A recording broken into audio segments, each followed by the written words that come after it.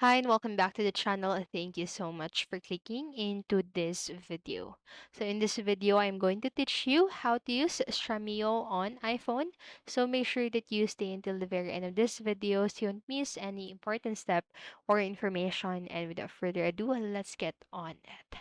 So you can now use Stremio Web on iPhone and iPad, which offers a more complete experience than the Stremio Organizer app, which is available in the App Store. So just important to note that Stremio Web still not be fully featured without connecting to the Stremio service, which is unavailable for iOS at this point. Some missing features include converting videos to support the browser, torrent streaming, and etc.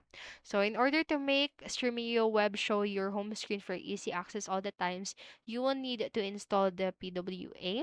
In order to do this, just open the Stremio Web with the Safari browser. So then press the following two buttons right here. So the save button and then click add to home screen. And now let's open Streamio Web from your device home screen and from your iPhone iPad device. So you'll probably notice the streaming server is not available warning. So just simply press the don't show again. So now let's log in by pressing this button. So once you've logged in, just go into your settings page. So just scroll down right here until you see the play in external setting. So just change the value from disabled to one of the supported iOS video players, which is the VLC and the out player.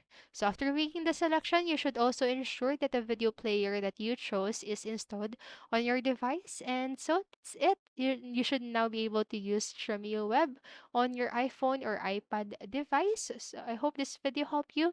And if it did, please make sure to like, subscribe, and hit notification bell button so you don't miss a video. Thank you so much for watching and have a great day. Bye bye.